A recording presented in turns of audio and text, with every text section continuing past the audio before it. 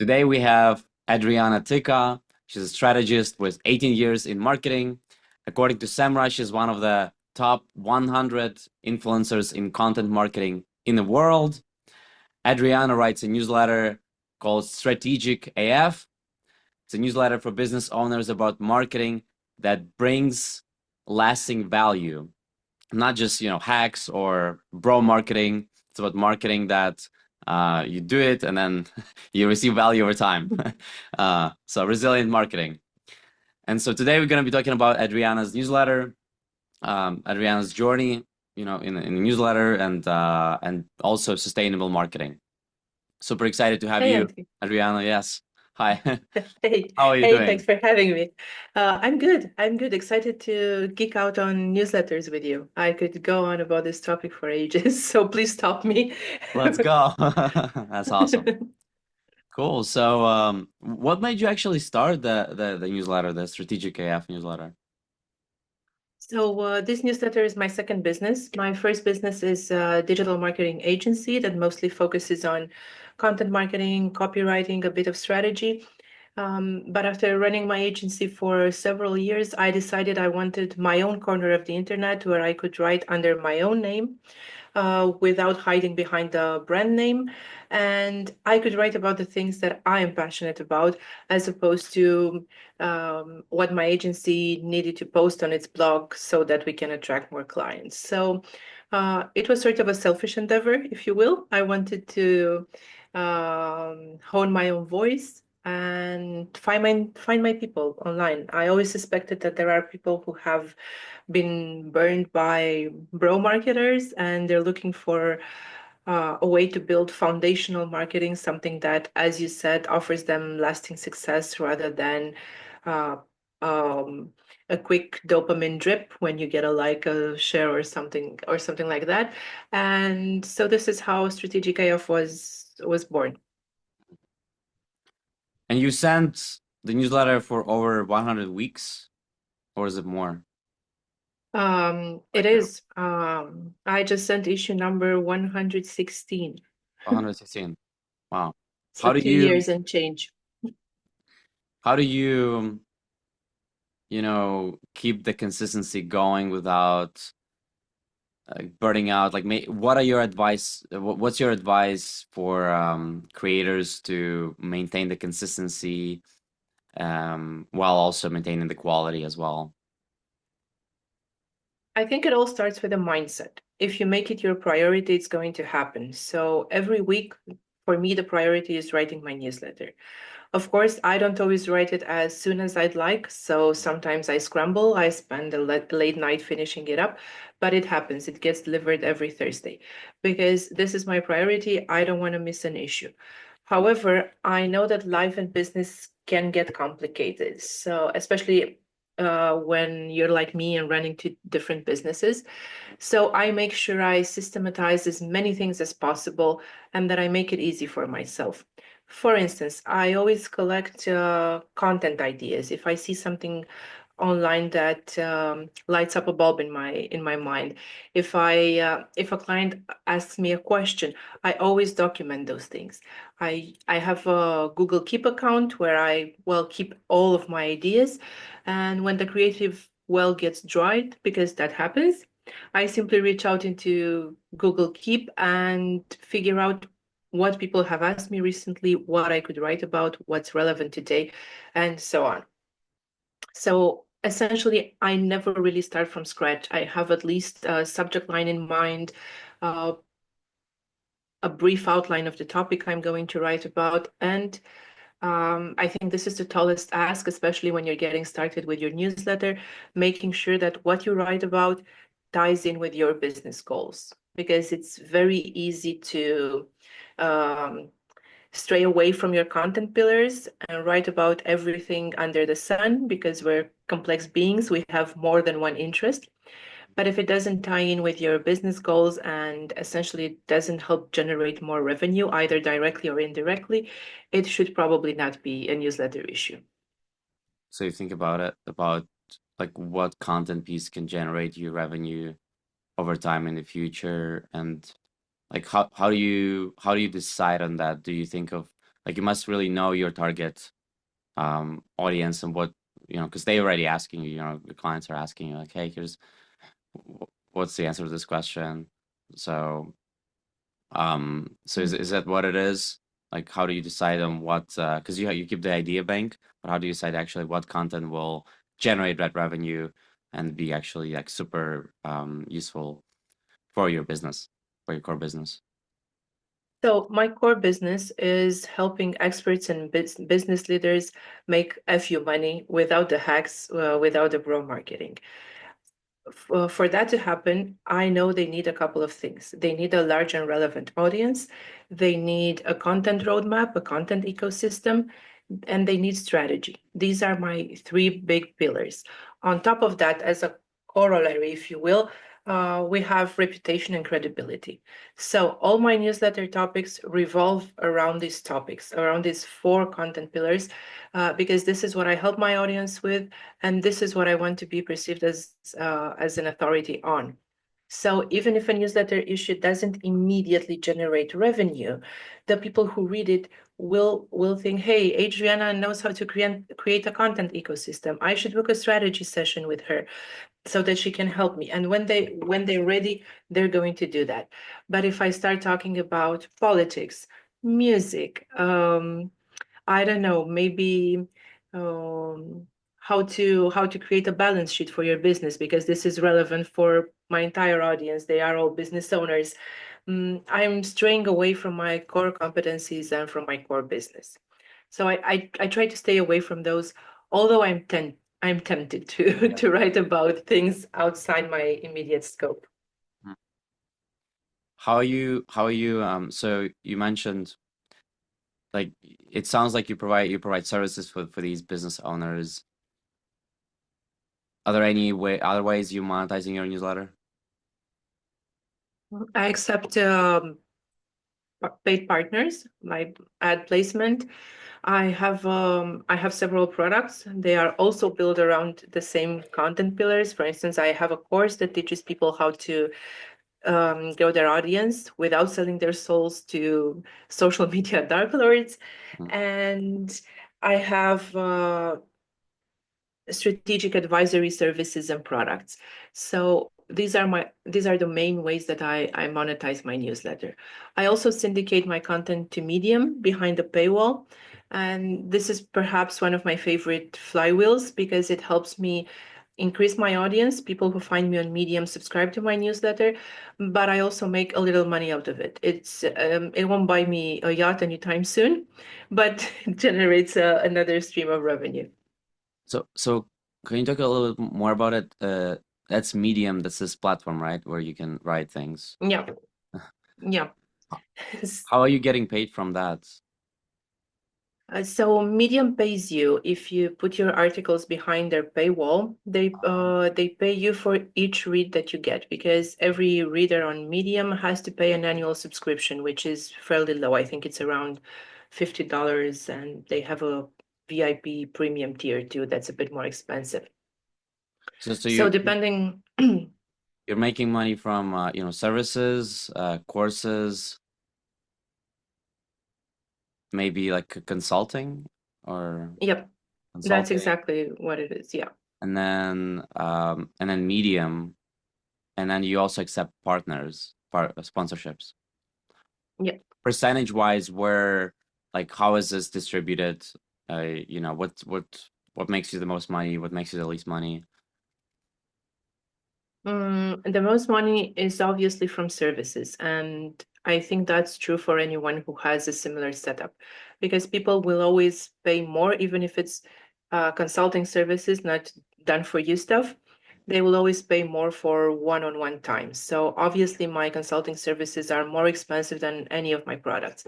So this bring in the most revenue. Products are a close second, courses and templates and frameworks. And then it's Medium, affiliate marketing. And what there's another revenue stream that's catching up, and that's paid partnerships. I just launched them in October, and I'm still keeping the prices low until next month or so. But I think this revenue stream will catch up to others in the future. Cool. And how are you growing your newsletter? A bunch of ways. So my first growth asset was social media. I spent a lot of time on LinkedIn, and I created a large-ish relevant audience there. But then the LinkedIn algorithm got a bit murky, and it's harder to reach new people. Mhm. And so right now, my biggest growth lever for my newsletter is definitely cross promos.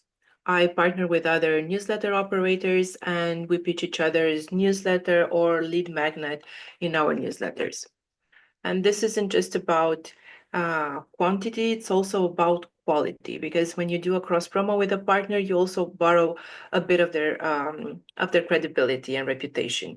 For instance, I never recommend newsletters or lead magnets that I haven't tested myself, that I don't know they are good, that they are aligned with my business in terms of value, so that my subscribers can trust me. If I send them to subscribe to another newsletter, it's going to be good. Hmm. And how are you finding these cross promotion partners? Either on social media, they find me and they reach out. I used to use a platform called Letter Growth. I haven't logged in there for a while now. I'm also in a couple of private communities, and most people in there are really big on newsletters. So it's fairly easy to ask, hey, who wants to do a cross promo? And one thing that's underrated, because most newsletter operators already know this is an important growth lever, you can redo these partnerships. The ones that worked well for you, you can do them again after a couple of Mm. months. As your audience grows, as your partner's audience grows, there's an opportunity to reach new people. And do these partners have similar number of subscribers to your newsletter? It depends. It's always easier to have a partnership with someone um, who's similar to you in terms of reach. But depending on how aligned we are, I accept partners who have a much lower subscriber count than me. But I also get accepted by people who have many more subscribers than I do. Mm. So it's essentially about being values aligned, being relevant, catering to the same audience. They don't necessarily have to have a marketing newsletter, Mm. but they need to talk to the same people I do. Mm. Would you say it's mostly like when would you say it's newsletters that have the same audience, but um like do you ever partner with really competing newsletters, maybe newsletters that sell same services or provide same services to your audience, or is it like much tougher because they recognize that you guys are competitors? Oh, I didn't see them as competitors because, you know, a rising tide lifts all boats. So yes, I've had partners who are direct competitors of mine with very similar products, but there's always a difference between approaches, between tone of voice, between the exact service delivery or product delivery. And Mm. so there's always room under the sun. You know, um, in business as in life, maybe you've heard a bunch of pieces of advice 100 times, but Sure. they only click when a specific person tells you that again and again. So it's a matter of momentum, of finding the right, I don't know, provider, client fit, and so on. So again, I don't think of them as competitors, but as peers. And if they're doing well, so will I. I see. So let's say, somebody who's never done these cross promotions, uh, how would you like what would you tell them um if they want to grow their newsletter using cross promotions? Like, maybe they have some new target newsletters they want to reach out to. How would they reach out to them? What would they tell them? How would they structure this whole cross promotion partnership? I'd recommend starting with someone you already know. If you look at your network, you probably know a couple of people that have newsletters and could benefit from a cross promo. If they already know you, it's easier to get a yes. If they don't know you, I would start, as in any sales pitch, because it's essentially a sales pitch, I would start by telling them what's in it for them. For instance, if I were to reach out to another creator who has a bigger audience than I do, I would tell them, hey, I just downloaded your lead magnet and it's awesome. I want to share it with my audience because I think they would benefit from it, and you could get a few subscribers this way. Would you like to do the same for my lead magnet? I think it would be relevant to your audience as well. I love it. It's awesome. And where do you put the lead magnet? Like, is there like at the footer of the newsletter? You're not the footer, but I imagine it's not on top of the newsletter because it's typically for main ads.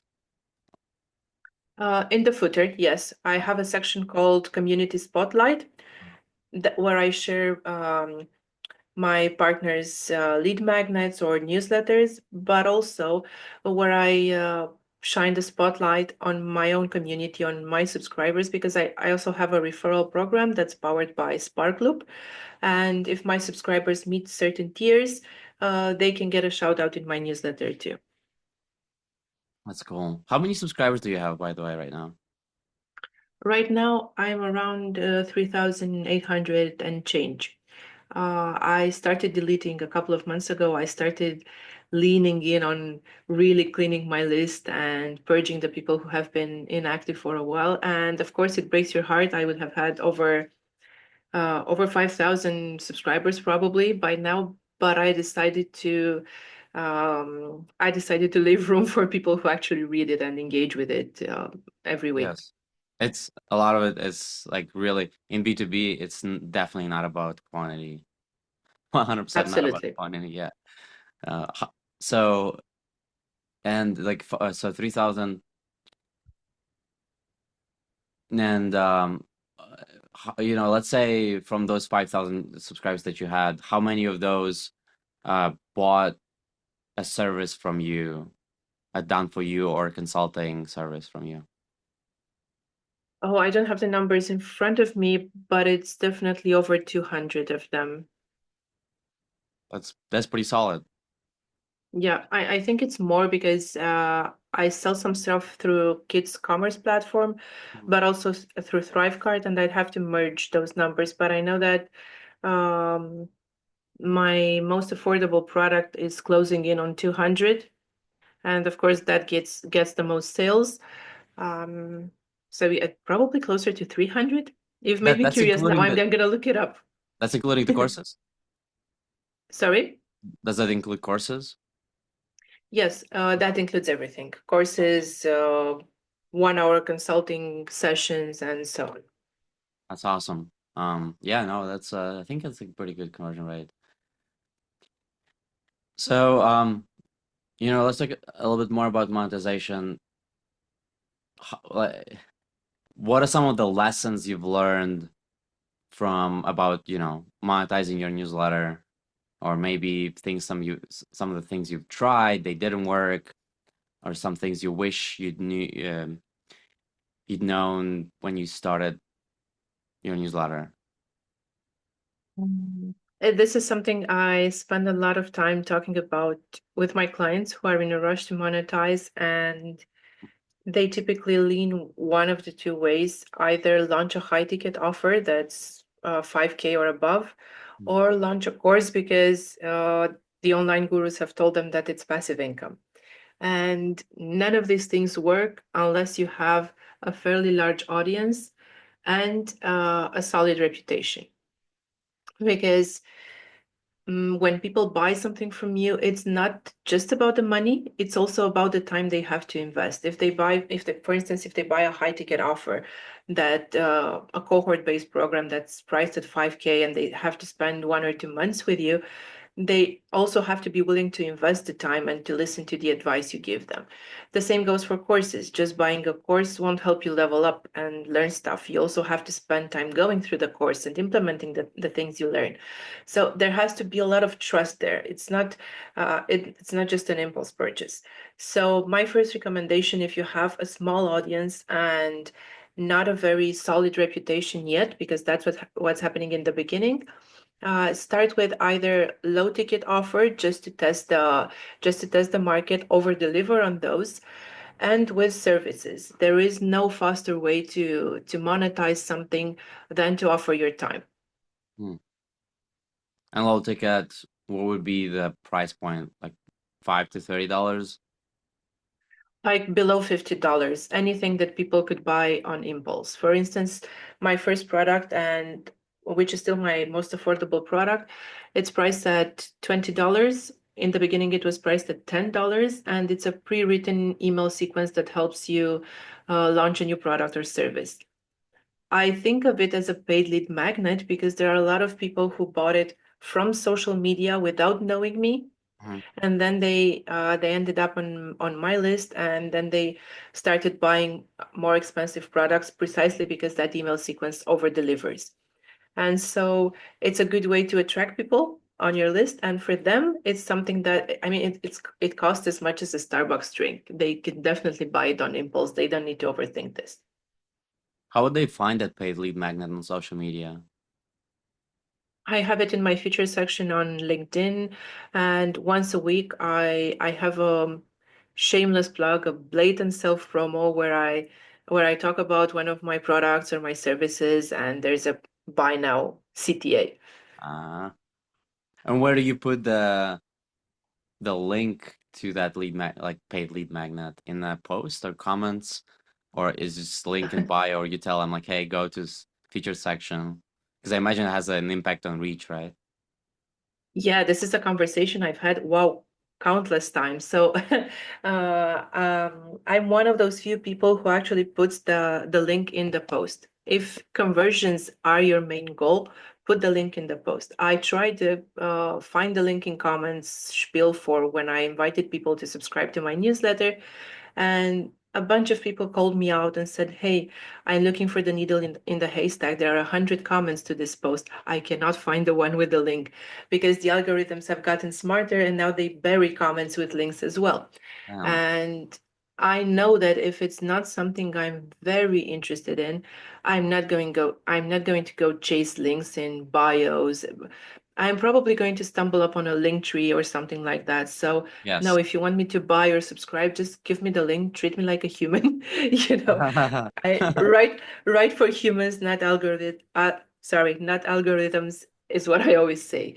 So yeah, I put the link in the post. Yes, my reach takes a hit, but I make it easier for people, and I definitely increase my conversion rate. Hmm. Oh, that's a good takeaway. You mentioned Sparkloop referral program. Is it the one you paid that $2,000 for? I don't know what was the price point, or is it? I think that's their advertising program. Okay. No, the Sparkloop referral program is embedded with your Kit account if you're on a Uh-huh. pro account, because Kit, formerly ConvertKit, bought Yes. Sparkloop. And it allows you to add a block of text at the end of your email where you tell people, hey, if you refer one person to this newsletter, you get a price. If you refer 5 people, you get a bigger price. If you refer 10 people, you get a bigger price. The structure is entirely up to you. You don't have to have tiers. You can have a single price or 10 prizes and so on. And each subscriber also gets a personalized referral link so that they can track subscriptions. And that's it. I will say this, it hasn't been a huge growth lever for me.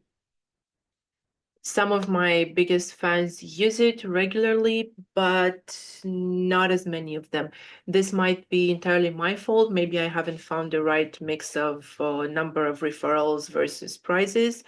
But from what I hear on the grapevine, people aren't exactly 10xing their email lists overnight through this through this program. Yes, that's what I've heard too. Yeah, we've tried some of the referrals. From what well, there's this newsletter.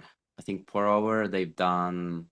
It's more like consumer newsletters. It worked really well for consumer newsletters, like Oh yeah, Morning Brew, pour over, I think. And so Morning Brew would give away merch, and merch would work as the marketing channel too. Because you get a backpack or a t-shirt or a hat with like logo. So exactly. Yeah. I think People refer others to your newsletter, and you also turn them into walking billboards, which is smart. and the other I think the other newsletter they've done $5 gift card to Chick-fil-A, I think, or something like that. Yeah, like Yeah, yeah, I saw that. Mm-hmm. I yeah, remember. that's like yeah, that worked. Who doesn't want to get? Mm-hmm. But yeah, that's interesting.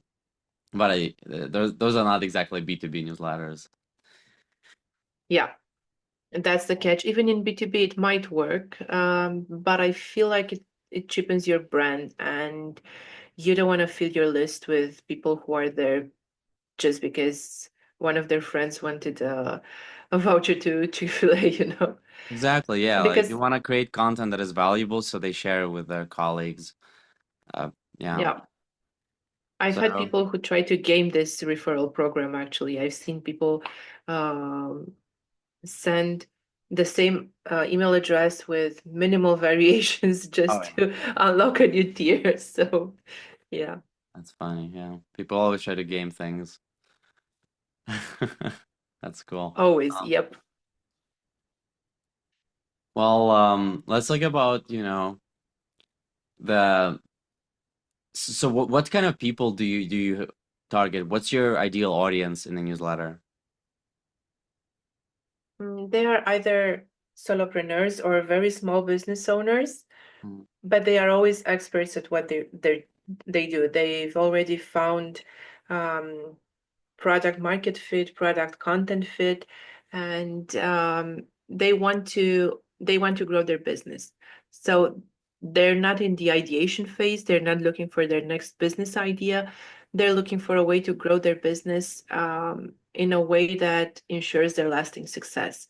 So to do that, they need to go back to the fundamentals, to that strategic foundation that we usually skip when we buy the domain and we think, hey, I'm just going to post about it on social media and start counting the money. But that's not how it usually goes. So most of my clients are, and my subscribers, they are coaches, they are consultants, they're marketers like myself. They run boutique agencies. mm. And so what are some of the mistakes they're making in marketing themselves? Mm, Like you said, bro marketing, quick hacks, trying to get likes on social media, like yeah, maybe doing things that don't get the money, but like make you feel good. Yeah. I think one of the most common mistakes I've seen is borrowing someone else's business model and trying to apply it as it is to your business.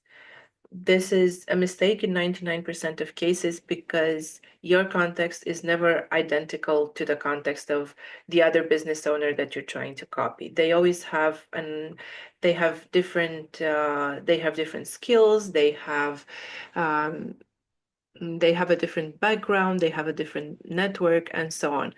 More importantly, no matter how transparent someone is with how they've grown their business, you never know everything that's happening behind the scenes. I know, for instance, I write these in-depth newsletter issues once a year where I detail how I've grown my business, how I monetized, how much money I've made, and so on. And even though I'm not purposefully trying to hide anything, I always have subscribers writing back and asking me about the detail that I forgot to include or I didn't think it was important. But there's always a missing piece that you're not privy to. And so ideally, yes, look at other people, look at what they're doing, but don't copy everything. Filter everything through your critical thinking because some of these things are not going to apply to you. I've seen people struggle to write newsletters even though they do not like writing. They hate it with a passion, so they spend 8 to 10 hours a week just coming up with half a newsletter, or people trying to become speakers even though they're huge introverts and they don't like being on stages just because someone told them this is what success looks like. But the good thing about this global world, this connected world, this internet business model is that there's no single definition of success, and you can tweak that definition and bend it to your will so that your success reflects your personality and the lifestyle you actually want, the lifestyle that fits you. Hmm. So yeah, because also when you try to copy someone's business model, you copy their problems, which you don't Yeah, know the problems yet. You'll find out. exactly. Yeah, and you don't know how good it's working. And what I see a lot is people are trying to copy big companies, or like, oh, Yeah. this big company is doing it, and they're like, gosh, they're And able to like outspend you a million times. Yeah. exactly. And no one ever started there. For instance, I see a lot of people trying to write the same way Justin Welch does, but you don't know how he began. He can get away with a bunch of things because he's built a massive audience. If you have 2,000 followers, you should not be doing what he is doing now.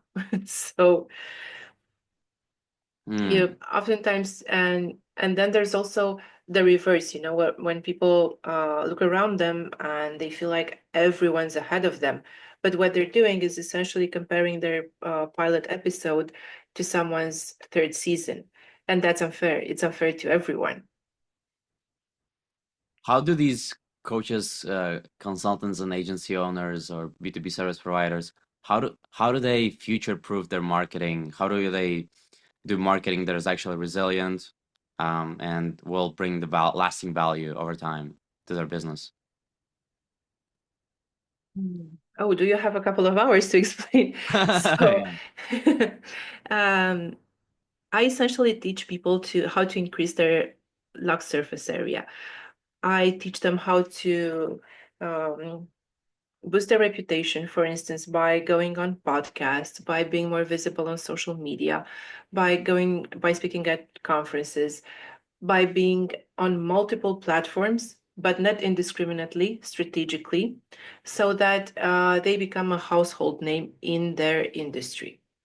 And depending on where my client is, this requires different tactics and a different strategy overall, because some of them are already there. They have been featured contributors in Forbes or Fast Company or big outlets. Others are just getting started and they have a small audience. So I teach them how to play the social media game strategically without spending 10 hours a day.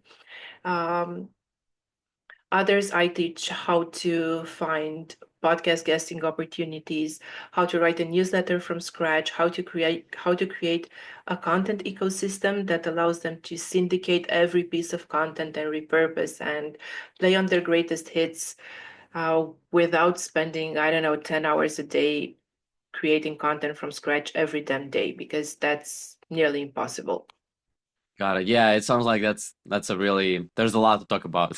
So, It is precisely because one of my value propositions is I'm not selling you my success framework because my skill set is different from yours.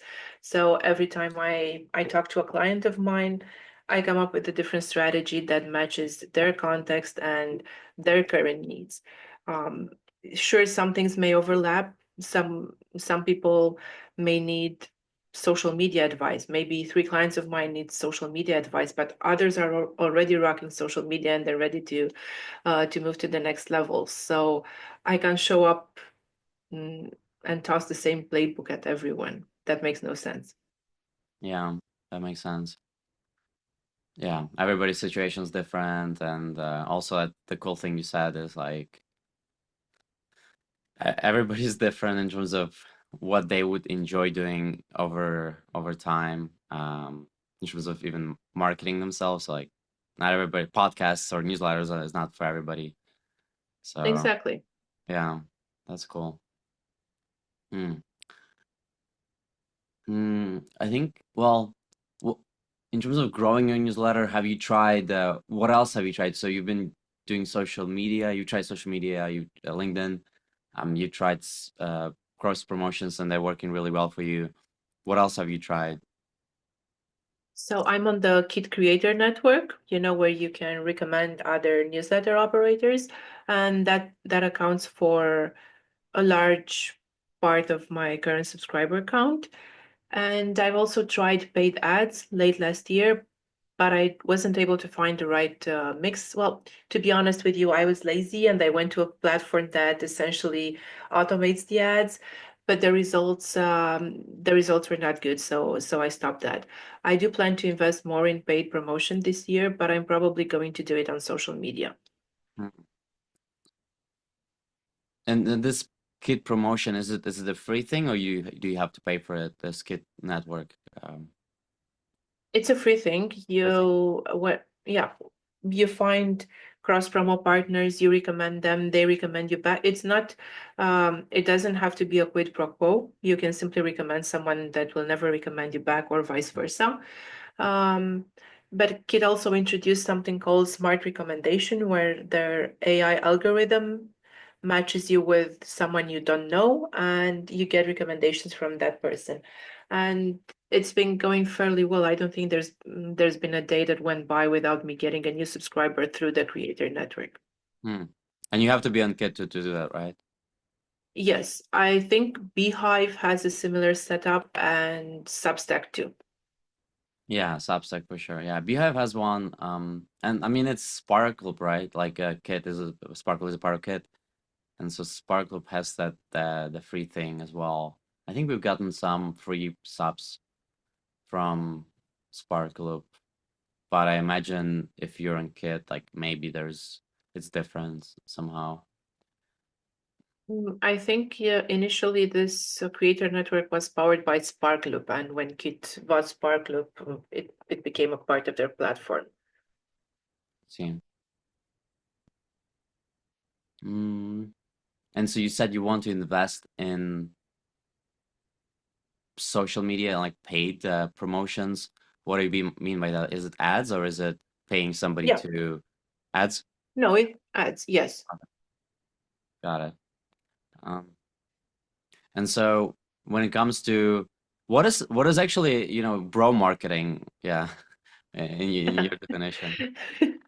Um, my favorite example here are those call to actions that invite you to buy a program so that you can learn how to make $10,000 a month by working 10 minutes a day and spending the rest of your time on a beach sipping on a mojito somewhere. So, um, it's usually over promising and under delivering, those insane promises, or FOMO inducing approaches like, if you want to stay poor, don't buy my course, but you're going to die in poverty. Uh, I see. Any trends are you seeing, within your industry or just newsletters in general? Yeah, when it comes to marketing or just anything when it comes to newsletters or yeah, I think newsletters would be more useful. B2B newsletters specifically, because your newsletter is B2B. Mhm. What do you mean by useful? Useful for the operators or for the readers? For the operators, for like yeah, newsletter creators, for businesses that have a newsletter, any trends you're seeing or yeah, moving forward because there's a lot more content being created. Um, yeah, how do you like win in the newsletter game? Open rates are going down. Yes, precisely because there's an increased appetite for newsletters, and it doesn't come just from pure blood newsletter operators. I see people who run SaaS companies who open a newsletter, not necessarily for their SaaS, but in the founder's name, because there's also an overlap between business owners and creators. Business owners are starting to borrow from creators' playbook now, and there are a lot of founder-led brands that pop up everywhere. I also see a diminishing return on placing partner ads because the costs are going down, CPM, CPCs, and everything, they're going down. This is probably not such good news for newsletter operators like us. And overall, I think that this industry is entering its maturity stage, precisely because inboxes are getting more and more crowded. It's going to be harder to stand out. It's a more crowded space. But those who do manage to stand out stand to reap the benefits in the long run. Because right now you also have AI that does a lot of writing for a lot of people. The trouble is that the recipients don't really like that. If I want AI's opinion on something, I can ask for it myself. So personality infused newsletters are bigger than ever because you can find information anywhere, Hmm. but having it delivered in with a certain tone of voice that you appreciate is something different, something that people are willing to subscribe to and even pay for. Hmm. Yeah, that makes sense. Cool. What's the highest ROI activity you've done in the last 12 months? I think it's moving to Medium. Well, not moving. I'm starting to publish on Medium. I got started in August last year. I've been postponing it for a while, and of course, I'm now kicking myself for not starting sooner. But it's fairly easy. All I have to do is copy paste my previous issues in Medium's editor, find the publication to publish them in. This is crucial because it helps you get discovered by more people, and then that's it. I get paid and I get a bunch of new subscribers with every article I publish there. So it's again, it's not a lot of money. It's not huge growth, but for the 5 minutes I invest per week in that, the ROI is through the roof. And you include your newsletter link in the article, right? And Yeah, how do I you invite said people to subscribe. you said you select publication to publish it in? Yeah, so on Medium, you can publish on your own profile, or you can find publications which essentially work like magazines. There are publications on different topics, industries, and so on. Mhm. I mostly go for marketing publications, obviously, and strategy. And to well, it's sort of similar to being a guest writer on media outlets. You have to submit an application, and that application gets approved or unapproved, and you take it from there. Once you're approved as a writer for a certain publication, you can simply add your articles, and they also have to get approved, each of them individually by the editorial team. So Mm. this initial part where you do a bit of research and you find medium publications takes longer. Maybe it takes a few hours. But once you do that, which takes us back to the foundational work that sets you up for success in the long run, once you do that, it's a matter of minutes per week. Cool. And what are your top books that completely changed everything? um, You're gonna laugh, but I'm not a big reader of business books. I find that fiction helps my creativity more than reading business books. I will say though that Seth Godin has shaped the way I think. I read a bunch of books in college, and those have helped build my foundation. I'm going to talk about Philip Kotler. His his books are fairly old, but they are still the marketing Bible. And a newer book that I've read is Louis Grenier's Stand the Fuck Out, which is an absolute masterpiece in personal branding and positioning. The book got published late last year, and it's What is it hands down called? the best marketing book. Stand the Fuck Out. Send it. Okay. It's the best marketing book I've read in the last 5 years. Louis Louis Grenier? Yes. Huh. Okay. Thank you. I'm buying too No many problem. more books than I need. Oh, I know. I know how that feels. Yeah. Um, awesome. So and where people can find you online. They can find me on adrianatica.com. They can subscribe to my newsletter there. I think they're going to love my welcome sequence because I've built it in a way that helps them solve a challenge, a personalized challenge actually from the first email they receive. They can also find me on LinkedIn, X, Blue Sky, Threads. I'm fairly easy to find online. Very good. Awesome. Well, really appreciate you joining this pod with me. It's been a pleasure. I think a lot of newsletter operators will learn, especially in the B2B space, will learn a lot how to grow and monetize their newsletter. So a lot of cool things, especially the medium and yeah. So thanks for hopping on this pod and all the newsletter operators. If you have a friend um, that has a newsletter in B2B, please, send this podcast to them and make sure to like and subscribe if you're not subscribed yet. And see you in the next one.